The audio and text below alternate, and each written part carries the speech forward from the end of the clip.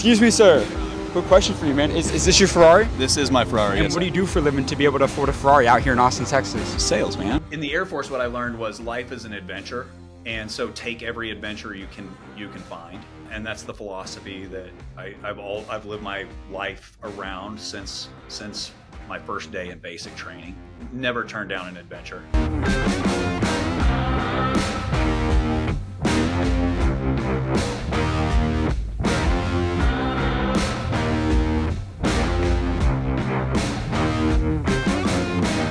Folks, I got a serious hot poppin' episode. We're gonna go talk to probably the hottest entrepreneur on Instagram right now. I saw this guy exhibit major amounts of swag. He's popping out of a Ferrari. I hit him up, and here he is, Perry Lunsford, folks. Pants, thanks for having me, man. Your phone right now is blowing up.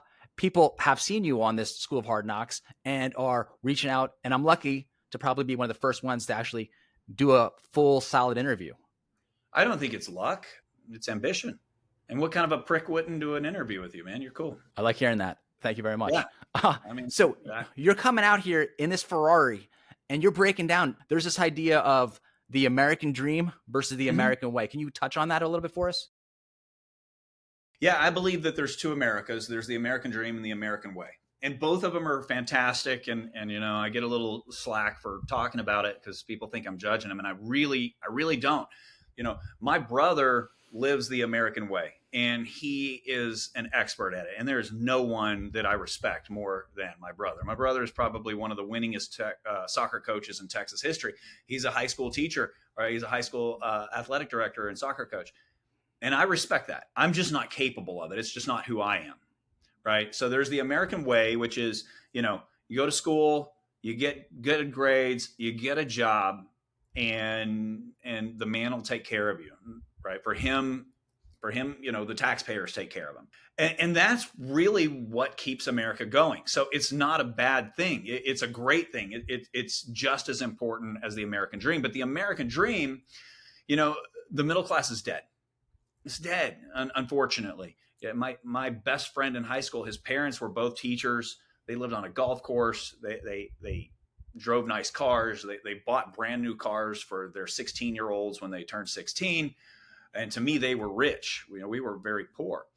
But today, two teachers, they can't live on the golf course. They ain't buying their kids cars. They're broke.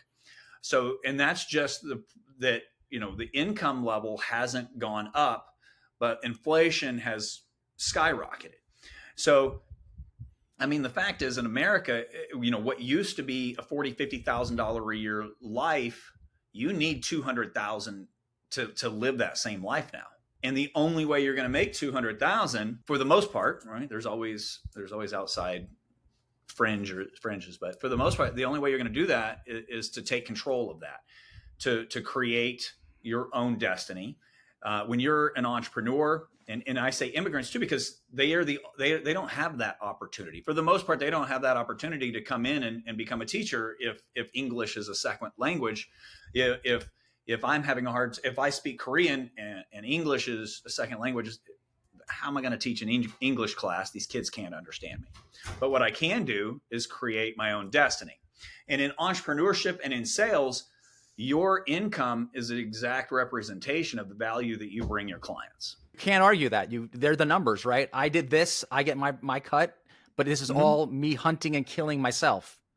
Right. And if at the end of the week you didn't make anything, well, that means you brought no value to anyone. Like, how are you sleeping with yourself? How are you looking at your family in the eyes? Clearly, you're doing something wrong. So it's time to grab a book. It's time to grab some mentors. Start with a book, because nobody wants to mentor someone who hasn't even bothered reading a book. Perry, I got to know about this journey because I've gone through your reels. I've seen you've loved Bali. You've lived in Korea for a year. I was inspired, and I want you to inspire the fans at home. Yeah, I've been an entrepreneur my whole life. I remember I was like in fourth grade when my father started his first company. It was a landscape company. Have you ever read The E-Myth? I have not read The E-Myth. I'm a big Rich Dad, Poor Dad guy. Great book. Yeah. So The E-Myth was the first most important book I'd ever read. That I always thought that my dad was an entrepreneur, but the truth is my dad, according to the E-Myth, they would say he had an entrepreneur moment. And so he wasn't someone who builds companies. He built a company for himself to be his job. He basically he created his own job, and I respect that for him. But in fourth grade, I remember his first company was called Perry Lane Landscaping. I'm a junior, and while it was the worst name ever, it inspired me, and it's the only thing I've ever wanted to do in my entire life. Like every other entrepreneur, I was mowing yards and selling popsicles and stickers at school and whatever it took to have money. I was in the Air Force for 10 years. When I was in the Air Force, I bought, built, and sold hot rods for a living. Still do that today. I'm in Barrett-Jackson right now, buying and selling high-end classic cars. That's the only W-2 job I've ever had, was the 10 years I was in the Air Force. And I still made all of my money, buying and selling hot rods and doing little side hustles. I'd gone to this McDonald's and I was fascinated by how it ran. And I had like this little issue where I needed to talk to the manager. It was no big deal. I wasn't being a prick or anything. It was just like, hey, can I talk to the manager? And the manager came out, and the manager had a mental disability. And I just remember thinking this was the greatest company ever made. Like the fact that the general manager of this store had some kind of disability just meant that company was run so well that was the first thing I wanted to do. So I also, I always call it the poor white boy mistake, because that's all I've ever been. I'm sure other people do it too. But I didn't understand margins. And back then I thought that the way to build a business, my philosophy was do what everyone else is doing and just do a better job of it. So go be the one-eyed man in the land of the blind, right? And so when I got out of the Air Force, I had this idea that people would go online and give you their credit card number, and you could just show up and mow their yard. And that was back in the DSL days, at a really fancy Flash website. And I started marketing on Google. And it turns out, listen, if I hadn't done it, everybody does that now. But at the time, to my knowledge, no one had ever done that. And so I started marketing on Google, and I was picking up client, like after client, after client, after client. And I was able to build this company in a way that it didn't need me at all. And so I didn't do anything but work out all day. And I ended up hiring my best friend as a manager. And really his job was to drive the boat while I wakeboarded. And one day I get this letter in the mail, a postcard in the mail from Google. And they were like, great news. We've developed this new product. It's called Google Maps. So every time someone goes in there and types in lawn mowing, it's going to show them where you're located. And, if you have a hamburger restaurant, that's what you want. But my job was, we mowed yards. We would travel 2 hours to mow a yard because we would mow 30 yards while we were there. And I was like, nobody 100 miles away is going to hire us to mow their yard 100 miles away. So I was like, we're going to go out of business. And then also back to the poor white boy problem, I didn't understand margins. So to me, it was like, well, 30% margin was a good margin. And so the problem with it was I could, because I was good at marketing and because I built a company that could pretty much run itself, I could grow at an unlimited amount, but I would have to go into extreme debt to be able to grow, right? Because I'd need to buy a truck. I'd need to hire more employees. I'd need to buy more lawnmowers. I'd have to hire more people to maintain those lawnmowers. And so I knew there was a problem, but it didn't occur to me that problem was margins. So I ended up selling that company. I did let the people know who bought it. I go, hey, this Google Maps thing is going to be a problem. And they just thought I was stupid. And I was like, well, I think you're going to be out of business in 3 years. And they were out of business in 2. There was ways around it, but they didn't do it. So I retired for probably 1.5 years, 2 years, just raising my kids. I got bored. The gym I was working out at, they were $9,000 a month upside down. They were about to go under. And I'd made friends with the current owner. My kids loved going up there. It was a way that I could take my kids to work with me because they could hang out in the daycare center. And so I took that gym over. I didn't know anything about the gym business. I really didn't know anything about sales. I understood marketing, but I didn't understand sales.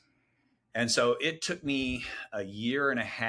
Basically, the deal I'd worked out with them was, if I can get this thing in the black for 3 months in a row, you owe me half your business. And if I can't, well, you had a free GM working for you and you were going to go under anyways. So it took us a year and a half to get it turned around. What were the skills you learned here? Because, a lot of people associate being an entrepreneur with basically jumping off a cliff and trying to build a plane. So you're right in the moment, and you don't necessarily have these skills to run this gym. What did you learn during this process? Skills that I learned along the way? Yeah, correct. I learned how to sell. All entrepreneurship, in my experience, right, and everything I'm right, but all entrepreneurship is sales. Now, the first company I was able to build where it didn't require salespeople and that the process was seamless. And that's great. And I love that. But you have to know the art of sales. You have to know the art of sales. And that was an art that I didn't know. And I was thrown off the deep end and going to file for bankruptcy if I didn't figure it out. And so I just went all in on reading every sales book I could find. I love hiring people who are wildly more intelligent than me. And occasionally you can find someone that will mentor you, that works for you. They work with you, but they work for you. And so I was able to find some incredible salespeople to work with me and read every single book. And I fell in love with that art. Do you think that the sales skill is more innate in the individual, or do you think it can be taught? There's certain personality types that are going to do better. Most people's failure in sales is a lack of self-esteem. And if you can get to a place where you're completely in love with yourself, then no one can hurt you, right? It doesn't mean that you're perfect. I'm so far from perfect, it's ridiculous. But I'm completely in love with myself. So there's nothing that Pants is going to say to me that's going to make me like myself less today. You might correct me and make me better. I love being wrong. It's my favorite thing. But most people can't do sales because they won't do sales, not because they can't. Can you tell us all about your self-improvement journey in Korea? I understand you spent a year there. Right. So I moved to Korea and I had one goal, and that was I didn't want to be the person that I was when I was growing up. Now, I didn't know what that meant. And, people always say that 1% better every day. And then over, years or decades, you can become something else. And in my experience, you can become a superhero, right? So that tiny, small amounts. So I moved to Korea. I started working out regularly. I started reading voraciously, whatever that word is. Voraciously. How much do you bench? How much did you bench back in the day? Because you seem like a big dude. I don't bench press, man. I have bad shoulders. When I was in high school, I was one of the fastest swimmers in the country, and I blew a Rotary Cup. And I'm not that strong. I just do enough to make myself look a little bit intimidating because I'm not that tough. So if I'm somewhat intimidating, nobody will mess with me. How much Korean did you pick up there? I'm half Korean, by the way. So I lived there for 5 years. So I was really interested when I saw that. Hey, this guy spent a year in Korea. I learned enough to order dinner. That was it. That's literally good enough. But right. Being in that new culture probably also helped you. You have to grow there because every day is a new kind of challenge on some level. Just getting around, getting here and there. You're constantly in this environment where you have to kind of, I guess, for your military background, adapt and overcome. When I joined the Air Force, I'd never left Texas. I'd never read a book. I don't recall having any friends of color. I'd never met a gay person that I knew of. Right. This is the early 90s. And my first best friend was a black gay guy. And I was like, please tell me you're Jewish. Like, this is the most amazing thing. What percentage of people who come to you for advice do you recommend the book UnF Yourself versus the people you recommend Relentless by Tim Grover? I recommend Relentless to very few people. Relentless to me is probably the most important book I've ever read because I'm a different person. I have different superpowers. Everybody has a superpower, but I have a different superpower than most people. And so if I recommend that book to someone who isn't relentless, it's just kind of an small insight into who Perry might be. So did you watch what was the Michael Jordan documentary, The Last Dance? Is that what? Yeah, that's what it was called. I didn't watch it, but okay. So when people watch that, people come out of that with one of two feelings. Either Michael Jordan is the biggest prick on the planet, I can't believe I liked him, or wow, that's what I want to be when I grow up, right? And so the people who say Michael Jordan is a prick, I don't disagree with you. Sounds good. Relentless is not the right book for you. And the UnF Yourself is going to be for people who are starting their journey. You know, we were talking about earlier, if you love yourself, people can't hurt you. If you love yourself, there's nothing I can say to you that's going to break you down, right? And so if you're not there yet, that's where UnF Yourself comes in. So most people I'm going to recommend UnF Yourself to, because if you're coming to me for advice, that means we're probably early in that journey. In terms of Jordan, what struck me, because you see him at the awards ceremonies, is him holding grudges forever. Like him remembering someone didn't give him a cracker when he was 14, and then he would just hold it his whole, and that was what was stunning to me about it. I was like, dude, you didn't let any of it go. You used it all as fuel. And then now your son is dating Scottie Pippen's ex-wife. It's a whole total bizarre fest for me. I just sit back and watch and be like, poor Scottie Pippen at the end. Yeah, well, Scottie Pippen is the opposite of the person, right? So if you're in sales, there's a couple of things that you need to have in spades, right? Number one is self-esteem, right? You need a high level of self-esteem. You need to enjoy when people tell you to F off. And then the second thing you need in sales, and what is entrepreneurship? Sales, right? The second thing you need is probably an unhealthy high level of competition. Like if somebody beats you, like you hold a grudge on that. Yes, I love this. I don't want to see him like American Korean Psycho in that case. But yeah, grudges are great. Grudges are fuel. Important. And for me, I'll hold a grudge until I beat you. And then I'm like, oh, we're cool. No big deal. It's completely gone from me. Do you see that Dave Portnoy Barstool Sports video where he has a bottle of champagne, and when his enemies fail, he drinks it? I didn't see that. I don't think I'm quite like that. So when I first started in my industry, there were people, and I would decide that I hated them, right? I wouldn't take it out on them, but it was like, F this guy. And that's all that went through my head until the day and I don't want them to fail. I want them to reach the absolute pinnacle of success. I just want to be above it. So for me, the people that I'm after, they're not my enemies. They just become an enemy in my head for a little while. And I don't want to get ahead of them because they screwed up. I don't want to get ahead of them because they said something and the cancel culture took them down. I want them to be in a rocket ship to the moon. I just want to catch up to them and pass them. It doesn't make me feel good if I get ahead of them because they made a misstep. It makes me feel good if I get ahead of them and they were phenomenal. I mean, even when somebody in my mind, I'm like, I got to go get them. This person slighted me at the elevator, right? Well, I mean, that's send them cookies and a thank you note when I beat them. The F them attitude, I think, is straight Jersey, where I grew up, where you're taught at an early age. It's just instinct. F that guy. I think, I put a video out a couple of days ago. I think I did. I don't know. I made a video. The difference between being nice and kind is giant. And in Texas, everyone's nice. And that's not good, right? When we go up north, people are not nice to you, but they're honest with you and you can earn their respect. But in Texas, they say, well, bless your heart, right? Or they're like, you did a great job. And you're like, you did not do a great job. You did a half-assed job at best. And if you're content with that, so am I. Happy for you. But what do you want to do? So if I listen in on somebody, if I'm coaching someone and I ask the same in return with the people who coach me, I at the end of this podcast, if I felt that you could have done better, you would say, well, what did you think, Perry? And I would say, well, Pants, do you want me to be nice or do you want me to be kind?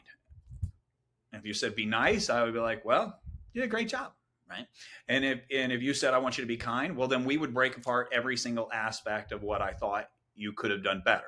And I go, do you want me to make a giant list of all the things you did right, or do you want to make a small list of the things you did wrong so that we can correct that? And so I've always respected that northern mentality better than the southern mentality of everyone saying hello and talking about you behind your back. Where up north, they just talk about you to your face so you can fix that shit. Well, I find that a lot of people have very thin skin nowadays and just want you blow smoke up their ass. I've had some people on my channel that where it's awkward because I have a certain style where it's just like, I'm going to tell you, we need to do X, Y, and Z, and let's just get it done. Right. And then, it doesn't work out so well. It's other people. I mean, those are soft skills. But do you want those people in your life anyways? No, and they're out.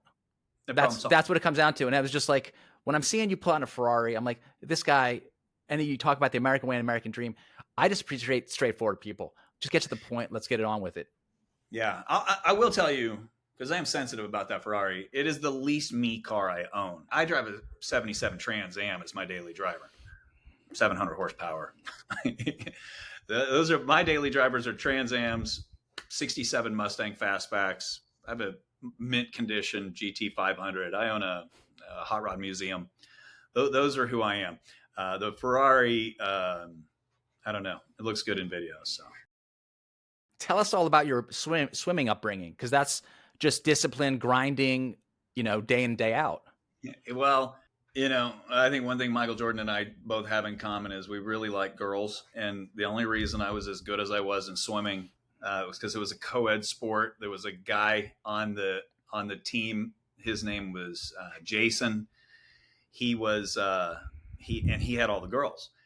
The fact is, Jason was regional champion, a couple of years older than me, had a great personality, a great body because he'd been swimming forever. And I'm a thin as a rail 14-year-old freshman.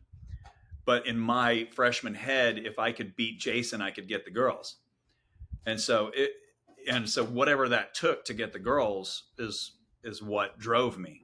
And then along the way of beating Jason, you ended up becoming a great athlete. And when you become a great athlete, the body comes with it. When the body comes, the ego comes and the self-esteem comes. And when the self-esteem and the ego come, well, the personality comes.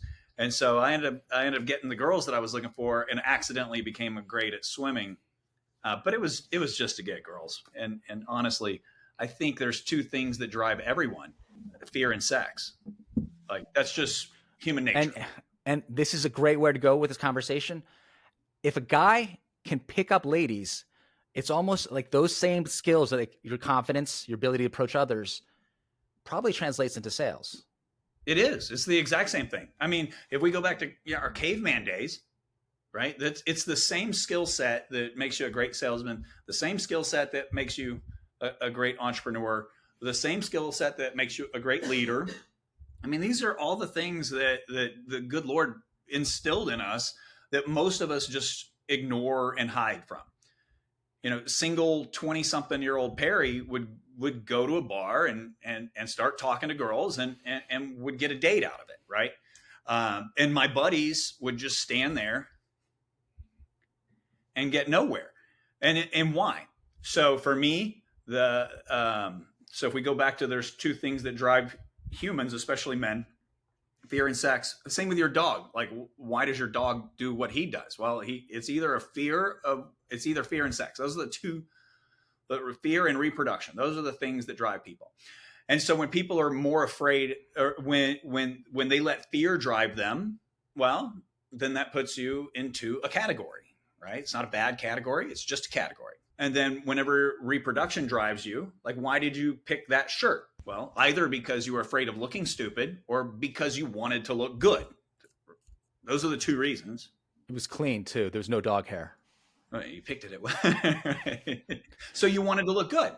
Exactly. The other one, Okay. there was some. Yeah, I had to look a little professional here. So that falls into the reproduction category. There you go. But my thing has always been, if you want to be in sales, you better be able to go to a bar or, what have you.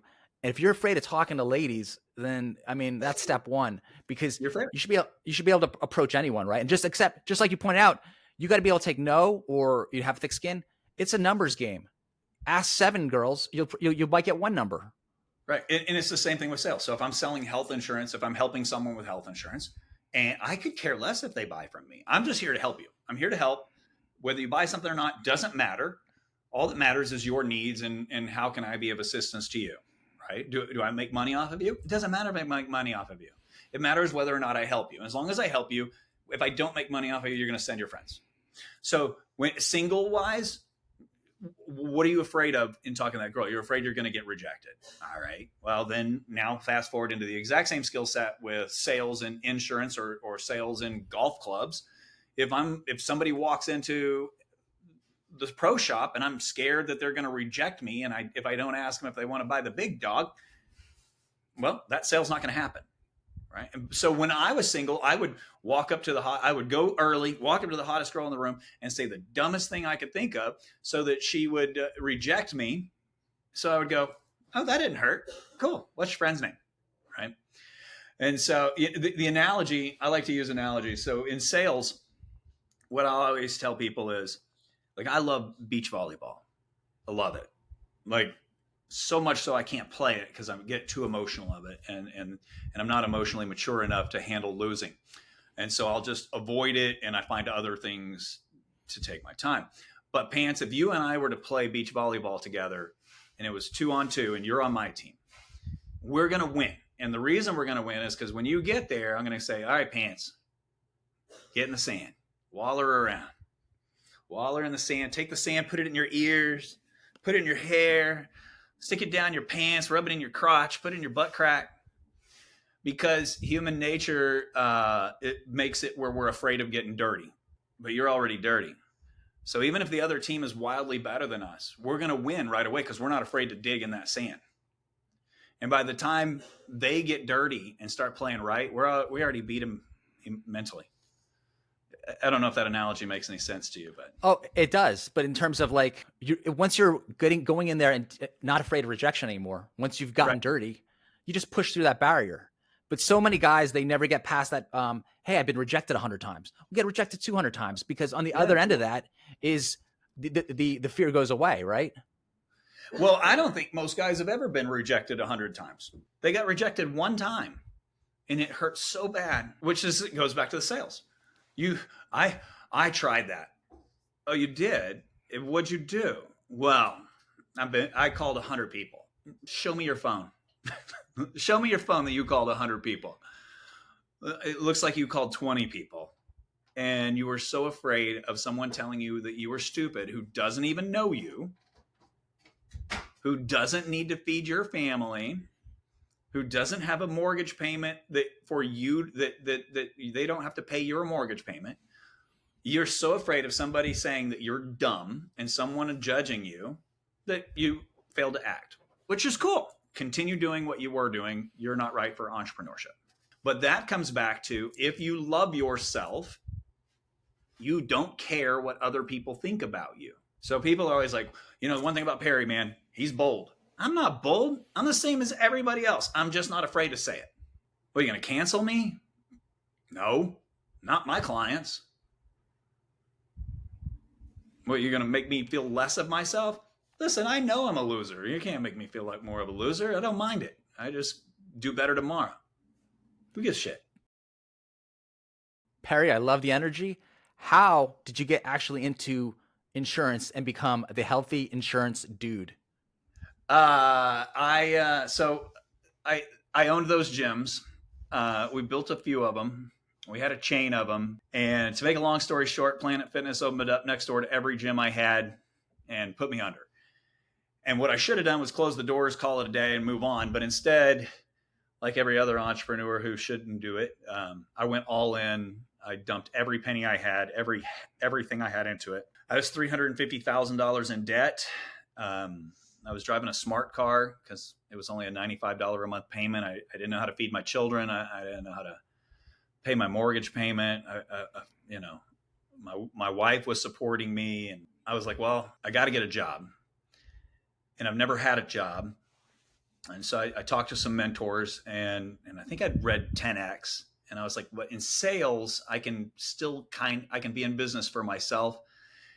And if I really, really, really hustle, I can make enough money to not file for bankruptcy. And I'm looking, I'm like, I got to make $2,500 a week. Like nobody's going to hire me. I've never had a job. Nobody's going to hire me for $2,500 a week. And so, my cousin is kind of a mentor of mine. I reached out to him. He's in insurance, and he was like, man, this is what you're looking for. This is what you should do. So, I found an ad on Indeed, applied, came in, and, they were saying, well, I make $350,000 a year. I was like, well, you guys aren't really running this like a business. Y'all are just like, what's the pitch? And they were like, well, we don't have pitches are for bitches. I'm like, well, you should probably read some sales books. And so I started the first day. They gave me a list of phone numbers to call. And so I called those numbers, got a sale. And then the second day I came back and they gave me another list of phone numbers and then walked out of the room. And I just went online and just started posting in in any buy sell trade group in Texas. And I helped 3 people that day, made about $2,500, $3,000. And then basically did that every day for the next 6 years. That's a solid origin story, a turnaround, a reversal of fortune, if you will. Yeah, I made about $700,000 in my first year. Broke $1 million in my second. My wife came in after I'd been here about a year and a half. She made $700,000 in her first year, broke $1 million in the second. And the fun thing is, like, my sales philosophy is we're not here to sell, right? In the insurance world, you can hard close people and get deals all day, but those people are never going to make their first, second, third payments. So there's no point in it. And so if you don't build that value, because this is long term, and you can't build a relationship like that on a hard close. And if I feed you full of shit, first off, you're not going to meet anybody more ethical than me, right? I've been a bad person when I was younger. I can't do that ever again. And so if I'm just here to help you, and I don't care if you buy, and I'm just here to educate you, but if I in fact have the best product at the best price with the best customer service, well, you're probably going to buy from me, and you're probably going to send your friends, and your friends are going to buy from me, and they're probably going to send their friends. And it's just treating people the way that you want to be treated. And it's just the golden rule. You are essentially building long-term relationships rather than looking for the smash and grab job. Yeah. I mean, that's the difference between sales. I think that's the difference between sales and entrepreneurship. Now I'm just pulling that out of my butt right now. Is an entrepreneur needs that client to continue to buy from them for decades. And a salesperson needs you to buy this used car today. It works for me. I don't need you to do anything except trust me, because that's what sales is, Pants. Sales is trust. We talk about that. Like, that's all it is. Why am I on this podcast with you? You sold me, man. I trust you. I like it. I got a question for you in terms of being an entrepreneur. Now, I listen to a lot of random podcasts, and one of them was about Navy SEALs. And essentially, it's the Navy SEAL recruiter saying if he has to try to convince someone to be a Navy SEAL, then that person isn't right to be a Navy SEAL. How much of this motivation to be an entrepreneur comes from within that you want to reach out versus having someone try to convince you, hey, you should be an entrepreneur? So when I recruit, I don't try to convince anyone. In fact, when I recruit, I try to convince people not to come. I mean, you come in and I go, listen, this isn't for you. You should probably leave. I'm not going to give you a base pay.